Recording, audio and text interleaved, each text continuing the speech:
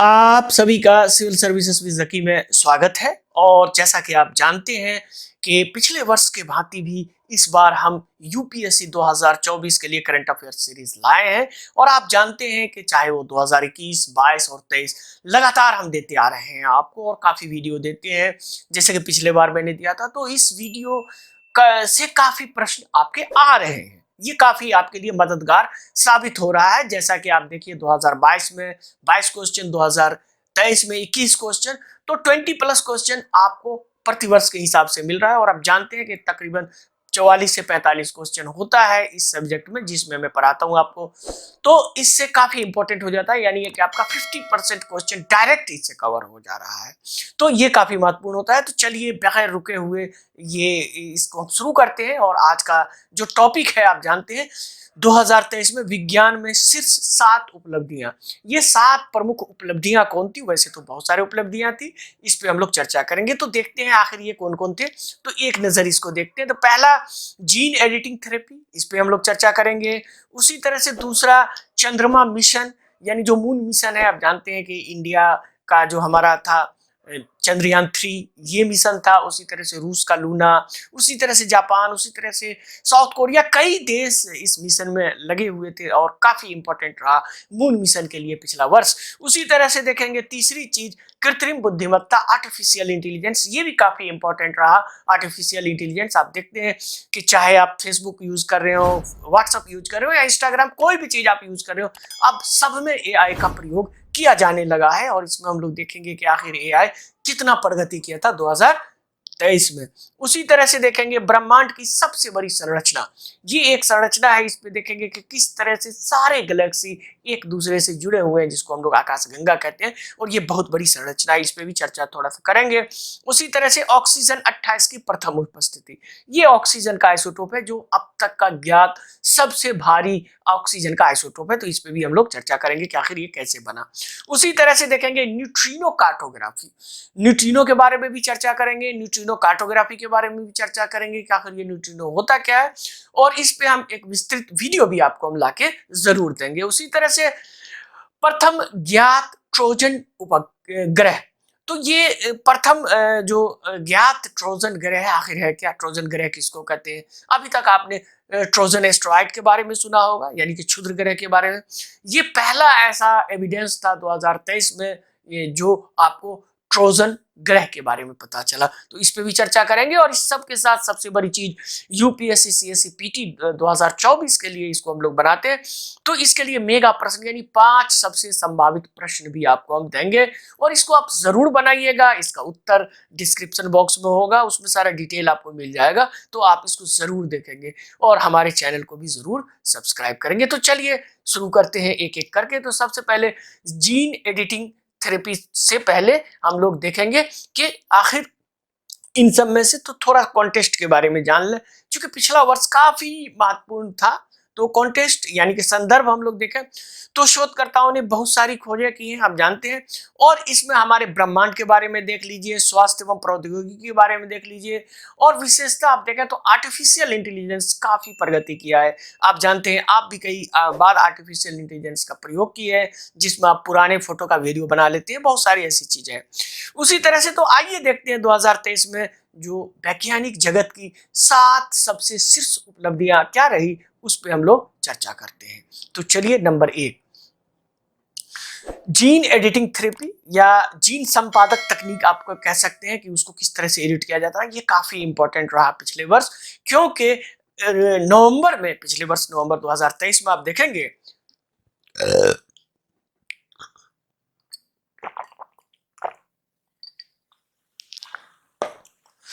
तो UK medicine regulatory agency जो थी, जो यूके के मेडिसिन को रेगुलेट करता है, उन्होंने क्रिस्पर जीन एडिटिंग उपयोग करने वाली थेरेपी को मंजूरी दे दी, यानी उसको स्वीकार कर लिया। यानी अब आप लीगली इसको यूज कर सकते हैं। और ये ऐसा करने वाला देश की, विश्व की प्रथम एजेंसी बन गई, यानी दुनिया की ये पहली एजेंसी बन गई जिन्होंने जीन एडिटिंग थेरेपी का उपयोग करने की मंजूरी दी, यानी लाइसेंस दी। उसी तरह से जस्ट इसके बाद यानी नवंबर में ये किया, और आगे देखेंगे तो दिसंबर में संयुक्त राज्य अमेरिका ने इसका अनुसरण किया और ये किया। तो सबसे पहले बात है पिछले वर्ष जो ये काफी इंपॉर्टेंट रहा, जिसको क्रिस्पर जीन एडिटिंग तकनीक कहा जाता है। ये क्रांतिकारी बायोटेक्नोलॉजी यानी जैव प्रौद्योगिकी है, जो आणविक छुरी की तरह डीएनए को काटते हैं। जो हमारा डीएनए होता है उसमें जिस तरह से एक कैंची होता है या छुरी होता है, उस तरह से आराम से आप उसको काट के उसमें से जो डिफेक्टिव जीन्स है उसको हटा के फिर से नए जीन्स उसमें आप लगा सकते हैं। तो ये एक काफी क्रांतिकारी टेक्निक थी, जिसको क्रिस्पर जीन एडिटिंग टेक्निक कहा जाता है। तो आखिर देखते हैं कि ये क्रिस्पर जीन एडिटिंग टेक्निक क्या होता है, इसके बारे में भी थोड़ा जान लेते हैं। तो बने रहिए मेरे साथ। तो देखिए उपचार के विषय में ये आखिर जो टेक्निक है इसका उपचार क्या है, तो उस पर थोड़ा सा चर्चा कर लेते हैं। इस उपचार का नाम जो है उसका नाम रखा गया है कासगेवी। इसको आप हमेशा याद रखिएगा, ये नया उपचार है और इस उपचार का नाम रखा गया है कासगेवी। कासगेवी कासगेवी रखा गया, और ये बेसिकली सिकल सेल एनीमिया जो होता है उस पे ये प्रयोग किया गया। इसमें असर होता है क्या कि जो दोषपूर्ण हीमोग्लोबिन होते हैं, आप देखेंगे जो दोषपूर्ण हीमोग्लोबिन होते हैं उसके उत्पादन कार्य के कारण होने वाली स्थिति से जो है सो होता है। आप जानते हैं सिकल सेल एनीमिया में उसका सेल सिकल की तरह हो जाता है, यानी हंसुए की तरह। तो इससे काफी जो है सो बीमारी जो था तो इसको क्योर करना काफी डिफिकल्ट था, तो इसको यूज किया गया। तो इसमें कैसे किया जाता है, तो बेसिकली इसमें जो रोगी है उसके अस्थि मज्जा, जिसको बोन मैरो कहा जाता है इंग्लिश में, हम लोग इसको अस्थि मज्जा भी कहते हैं हिंदी में, बोन मैरो से रक्त उत्पादक कोशिकाओं की निकालकर तब जो जिससे आपका ब्लड जनरेट होता है। आप जानते हैं कि जो बोन मैरो है वहीं से आपका आरबीसी जनरेट होता है, रेड ब्लड कॉर्पस्कल्स। और इसी में इस कोशिका में जो डिफेक्टिव सेल्स होता है उसको अल्टर्ड कर दिया जाता है, यानी उस कोशिका में अनुवांशिक रूप से उसको बदल दिया जाता है, यानी जो ये है। और उसमें क्या होता है कि जो हीमोग्लोबिन बड़ा होकर एडल्ट हो रहा था उससे पहले उसके भ्रूण अवस्था में ही उसको वापिस रोगी में फिर से डाल दिया जाता है और इस तरह से क्योर हो जाता है। तो ये काफी इंपॉर्टेंट टेक्निक था जो जीन एडिटिंग का इसमें उपयोग किया गया। इसी के साथ अगर हम देखेंगे तो आने वाले भविष्य में इस पे और काम जारी है, जैसे कि कैंसर, अंधापन, HIV, मधुमेह। तो HIV, मधुमेह, धूम्रपान, अंधापन और कैंसर, इन सभी घातक बीमारी से निपटने के लिए भी क्रिस्पर थेरेपी का उपयोग किया जाएगा या किया जा रहा है। तो ये इंपॉर्टेंट है काफी। तो आने वाले समय में आप देखेंगे चाहे वो 2025 हो, 2026 हो, आने वाले में ये क्रांतिकारी उपलब्धि होगी और हर तरह के बीमारी में एक ये रामबाण इलाज होगा। तो ये काफी इंपॉर्टेंट उपलब्धि थी 2023 की। तो देखते हैं आखिर ये जो टेक्निक है वो किस तरह से इन्होंने काम किया था, खास करके जो सिकल सेल के लिए। तो उसको इस तरह से आप देख सकते हैं। ये देखिए ये सिकल सेल को क्योर किया गया था। तो पहले सबसे पहले उसके सेल से क्या किया गया, बोन मैरो आप जानते हैं आज जिसको अस्थि मज्जा कहते हैं, हड्डी के बीच में जो पदार्थ होता है वो। अगर आप इसके बारे में और डिटेल जानना चाहते हैं तो हमारे विज्ञान का लेक्चर लगातार होगा और ये हम वीकली करेंगे और ये फ्री में करेंगे। तो इसके लिए हमारा जो डिस्क्रिप्शन बॉक्स है उसमें भी हमारा लिंक दिया हुआ है व्हाट्सएप ग्रुप का, तो उस ग्रुप पे आएंगे। और हाँ, इस ग्रुप पे सिर्फ और सिर्फ हमारे जो गंभीर विद्यार्थी हैं, सीरियस विद्यार्थी वहीं आए। इस बीच में हमने स्पेसिफिक 2024 के बच्चों के लिए बनाया है। इसमें आपको हर तरह की मदद दी जा रही है, चाहे वो मुख्य परीक्षा से हो, पीटी परीक्षा से हो, और खास करके जो हमारा सब्जेक्ट है उसमें हम पूरी तरह से आपका सहयोग करेंगे। तो इसमें क्या होता है कि ये निकाला जाता है अस्थि मज्जा से, फिर इसको इन्फ्यूज किया जाता है और ये जो डिफेक्टिव है इसको निकाल दिया जाता है यहाँ से, जैसा कि मैंने बताया जो एक छुरी की तरह से काम करता है मॉलिक्यूलर उसको। और फिर उसको इसमें से आप देखें तो कंडीशन पेशेंट्स का बोन मैरो रिसीव जो किया जाता है, फिर उससे स्टीम सेल्स से इसको जनरेट करके और फिर फाइनली इसको इम्प्लांट कर दिया जाता है। तो इस तरह से ये टेक्निक काफी इंपॉर्टेंट आपको होता है। चलिए आगे चलते हैं और आगे देखते हैं दूसरी उपलब्धि, चंद्रमा मिशन। तो आप जानते हैं कि बड़ी धूमधाम से हमारे देश के लिए खास करके चंद्रमा जो मिशन था वो सफलतापूर्वक लैंडर भेजने वाला दुनिया का चौथा देश बन गया। था 2023 में। अब तो अब जापान भी 5वां नंबर पे पहुंच गया है, उन्होंने अपना लैंडर उतार दिया है, उसके बारे में भी देखेंगे, स्लिम के बारे में। तो अब देखें तो नासा भी जो है इस वर्ष यानी 2024 में चंद्रमा की अगली नियोजित यात्रा जो उसका प्लांट है, यात्रा है, उसके लिए एक दल की घोषणा की। इसमें 4 व्यक्ति होंगे। इसमें प्रथम महिला, यानी अभी तक चांद पे कोई महिला नहीं गई है, तो इसमें प्रथम महिला होंगी। उसी तरह से प्रथम गैर स्वेत व्यक्ति, जिसको अब ये फर्स्ट पर्सन ऑफ कलर, अब ये देखिए इंग्लिश में कितना ये टेक्निक तरीके से करा, फर्स्ट पर्सन इन कलर, जबकि फर्स्ट पर्सन इन कलर का मतलब होता है कि कोई ब्लैक या नॉन व्हाइट आदमी जाएगा वहां पे। इससे पहले क्या था कि जितने भी जो गए हैं, 11 लोग गए हैं चांद पे, जितने भी मिशन है उसमें तकरीबन हाँ 11-12 लोग गए हैं, तो उनमें सब के सब जो है वो गोरे लोग हैं, सभी के सभी अमेरिकी हैं, सभी के सभी मेल हैं। तो इसको तोड़ने के लिए प्रथम महिला, प्रथम गैर श्वेत व्यक्ति और प्रथम गैर अमेरिकी, ये सारे के सारे अमेरिकी हैं। इसको अमेरिका ने घोषणा की है कि इनको ये पहुंचाना। उसी के साथ आगे हम लोग देखेंगे तो इसमें चंद्रमा पे जो हमारा ये था, उस पर स्पेसिफिक वीडियो मैंने बनाया था, विशेष वीडियो आपके लिए बनाया था हमने। चंद्रयान-3 भारत में अंतरिक्ष की, भारत में अंतरिक्ष में भारत की विरासत। तो ये जो अंतरिक्ष में भारत की विरासत है, इस वीडियो को आप जरूर देखेंगे। इसमें मैंने पूरी डिटेल से हमारे अंतरिक्ष के मिशन के बारे में बताया है, चंद्रमा मिशन के बारे में, चंद्रयान-3, चंद्रयान-2, चंद्रयान-1, ये सारा चीज इसमें आपको मिल जाएगा। और होप है कि आप लोग इसमें देख चुके होंगे। जो नए हैं वो जरूर इसको देखें, ये काफी इंपॉर्टेंट है। और ये इसी से 2023 में यूपीएससी मेंस में इसमें एग्जाम आया है।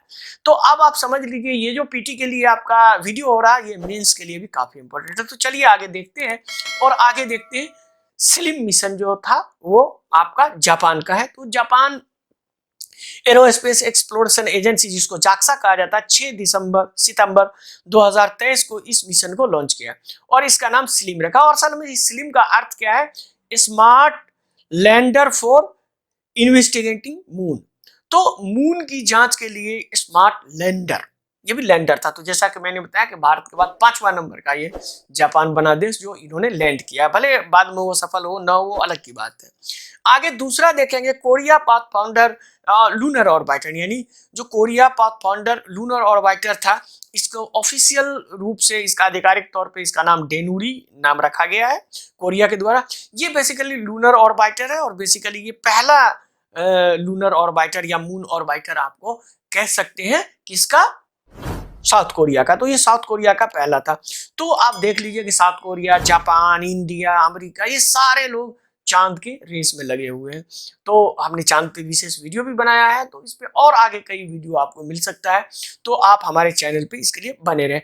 आगे चलते हैं, आगे है तो इसी में हम देखिए कि ये जो है आपका दानुरी मिशन जो है साउथ कोरिया का ऑर्बिटर है, यानी कोरिया पाथफाइंडर लूनर ऑर्बिटर, जिसको दानुरी नाम रखा गया। इसमें बेसिकली ऑर्बिट करेगा मून को और उससे जो मैसेज होगा ये यहाँ अपना कोरिया में भेजेगा, इस तरह से।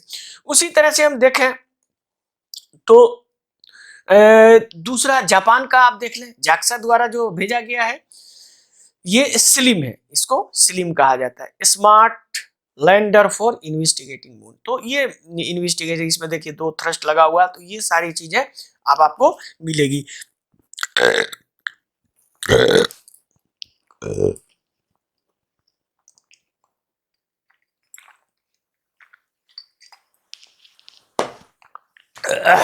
तो ये आपको लूनर जो है था, ये सारी चीजें हैं। तो ये आगे हम लोग देखेंगे। तीसरा कृत्रिम बुद्धिमत्ता, यानी ये आपको देखेंगे आर्टिफिशियल इंटेलिजेंस या एआई, जिसको हम लोग कहते हैं शॉर्ट फॉर्म में। ये भी काफी न्यूज में छाया रहा। तो वर्ष के सबसे बड़े समाचारों में कृत्रिम बुद्धिमत्ता, आर्टिफिशियल इंटेलिजेंस, जो सैन फ्रांसिस्को कंपनी का जो टेक कंपनी है, जिसको ओपन एआई कहा जाता है। तो ओपन एआई जो है बेसिकली कन्वर्जेशन बोट, जिसको चैट जीपीटी चैट जीपीटी, आप नाम से वाकिफ होंगे, ने पहली बार नवंबर 2022 में इसको लॉन्च किया था, लेकिन 2023 में ये काफी धूम मचाया। यानी जनवरी तक ही, पिछले वर्ष जनवरी तक ही 100 मिलियन इसके उपभोगकर्ता हो गए थे, यानी उसके सब्सक्राइबर या जो आपको उपयोग करने वाले यूजर्स आपके हो गए थे। तो आप इससे समझ सकते हैं कि अब इतना ज्यादा ये हो गया कि अब आपके पास भी है। आपने देखा होगा कि गांधी जी का कहीं कुछ तरह का भाषण या बड़े बड़े हस्ती का भाषण को एआई जनरेट करके किया जा रहा है, या पुराने गाने को नए गाने में, तो बहुत जगह आपको इसमें एआई का यूज किया जा रहा है। उसी तरह से देखेंगे बेसिकली जो चैट जीपीटी था ये काफी इंपॉर्टेंट था। इसको बेसिकली चैट जीपीटी जो को कहा जाता है chat generative pre train transformer, ये इसका शॉर्ट फॉर्म है चैट जीपीटी। तो चैट जीपीटी को कहते हैं जेनरेटिव प्री ट्रेंड ट्रांसफॉर्मर। ये बेसिकली एआई जिसको कृत्रिम बुद्धिमत्ता हम लोग कहते हैं, उसका चैटबॉट है, और मानवीय संवाद बनाने के लिए ये बेसिकली प्राकृतिक भाषा का प्रसंस्करण का उपयोग करता है। यानी आप जो बोलेंगे ठीक उसी का आपके नकल करके ये बना सकता है। तो ये काफी इसके लिए जो है काफी कंसर्न भी है। आगे चलते हैं, इसी में देखते हैं। तो अभी हम देखेंगे कि जो उद्योग है तो उसमें ये काफी इसकी उत्पादकता बढ़ रही है। और 2023 की बात करें, चूंकि हम देख रहे हैं कि पिछले वर्ष की उपलब्धि, तो 35% जो कंपनी था इसका उपयोग कर रही है। इसके उच्चतम उपयोग करने वाले कुछ उद्योग में जैसे कि आपका फाइनेंशियल सर्विस, वित्तीय सेवा, हेल्थ सर्विस, स्वास्थ्य सेवा, रिटेल, खुदरा विनिर्माण, मैन्युफैक्चरिंग, ये सब में काफी इंपॉर्टेंट इसका यूज किया जा रहा है। लेकिन जैसा कि मैंने आपको बताया कि वित्तीय सेवा या कहीं भी किया जा रहा है, तो इसमें बहुत जगह आप सोशल मीडिया पे भी देखेंगे इसका दुरुपयोग भी हो रहा है। जैसे कि डीप फेक की बात कर रहे हैं, यानी ऐसा फेक वीडियो बनाएगा कि जो आप कभी भी ये नहीं कर पाएंगे कि ये रियल नहीं है। हो सकता है आपका किसी का भी ये कर सकता है। तो इस तरह से इसका दुरुपयोग भी हो रहा है, और इन फ्यूचर में इसके दुरुपयोग और सदुपयोग भी हो सकते हैं।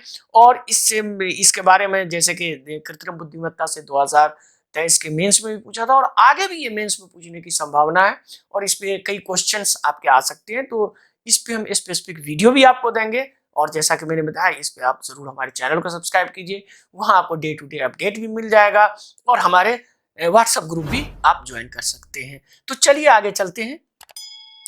ब्रह्मांड की सबसे बड़ी संरचना। तो ब्रह्मांड की सबसे बड़ी संरचना की अगर हम बात करें तो ये अभी जो है जैसा कि मैंने बताया था, ये कॉस्मिक वेव जो है, तो पहली बार खगोलविदों ने सभी ज्ञात, यानी जो भी यूनिवर्स में जितने भी ज्ञात आकाशगंगा है जोड़ने वाली एक वेव है, उसको कॉस्मिक वेव कहा गया। यानी जितने भी एक यहाँ यहाँ यहाँ यहाँ यहाँ सब एक वेव से जुड़ा हुआ। आप समझिए सब जुड़ के कितना बड़ा स्ट्रक्चर, पूरा यूनिवर्स ही एक स्ट्रक्चर।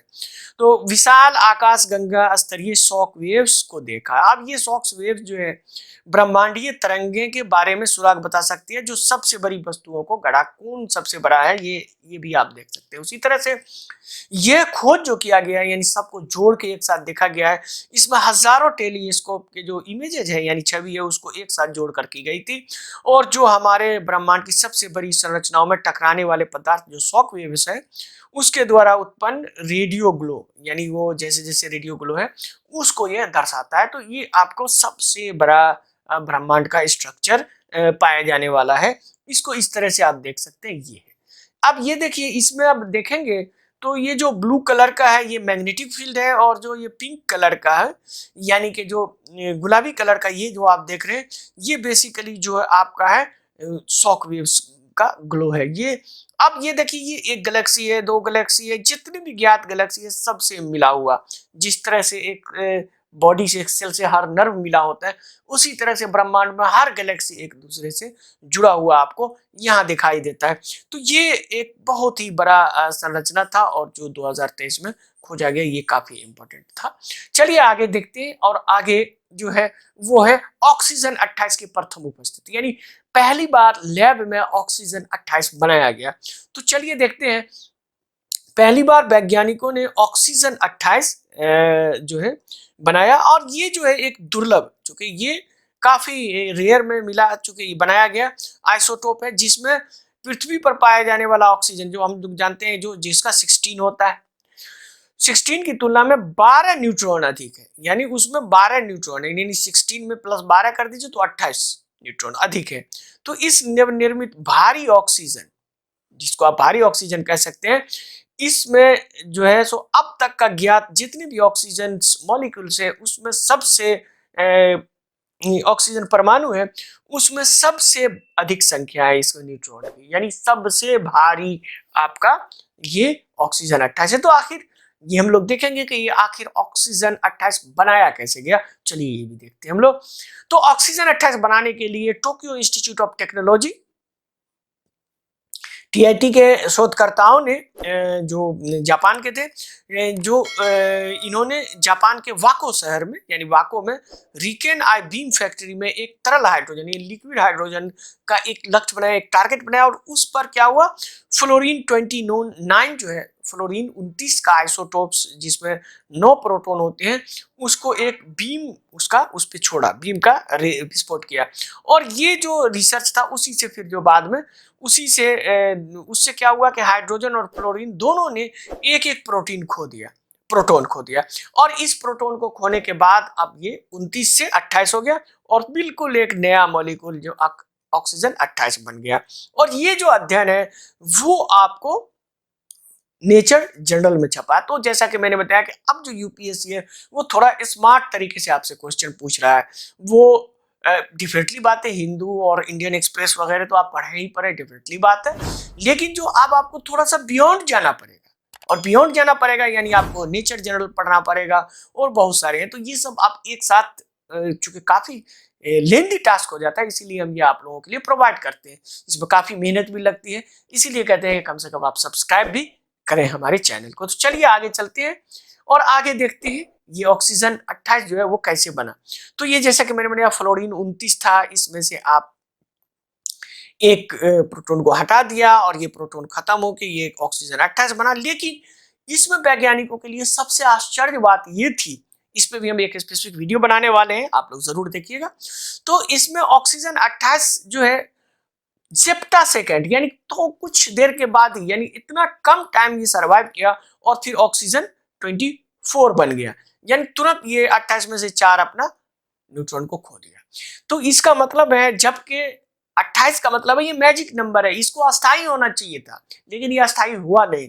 तो ये वैज्ञानिकों के लिए एक बहुत बड़ी पहेली है जो नॉर्मल फिजिक्स को डिफाई करता है। तो इस पे भी हम लोग एक वीडियो जरूर बनाएंगे और इसी सीरीज में बनाएंगे, तो आप लोग जरूर हमारे चैनल को सब्सक्राइब कीजिए और बने रहिए।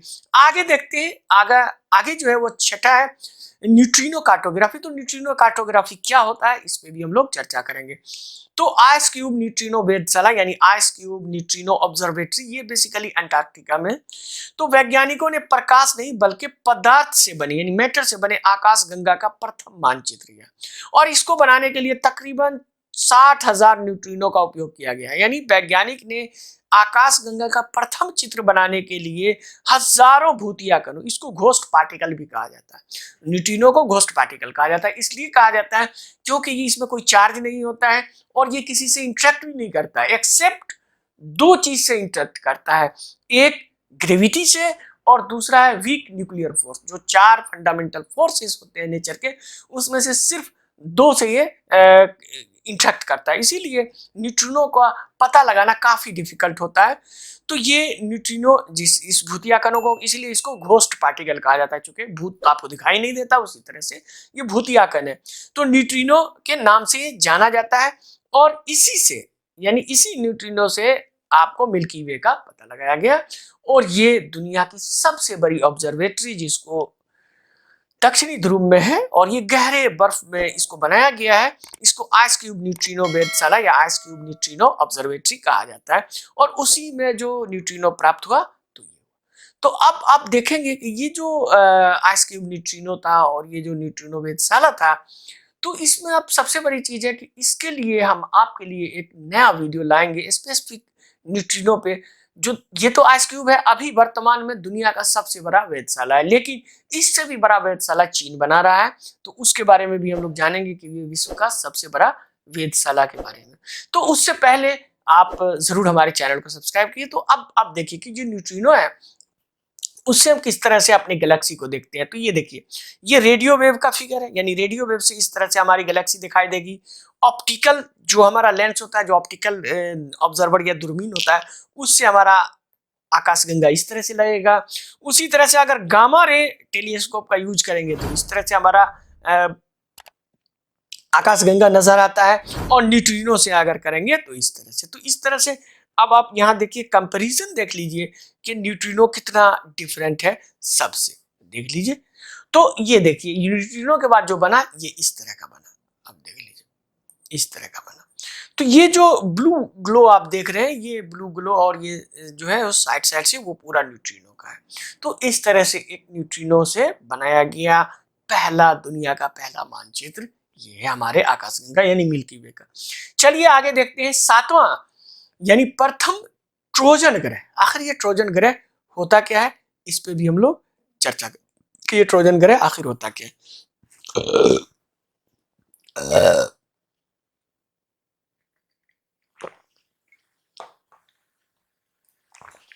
तो खगोलविदों ने अति दुर्लभ ट्रोजन ग्रह के प्रथम प्रमाण को खोजा, यानी पहला एविडेंस है।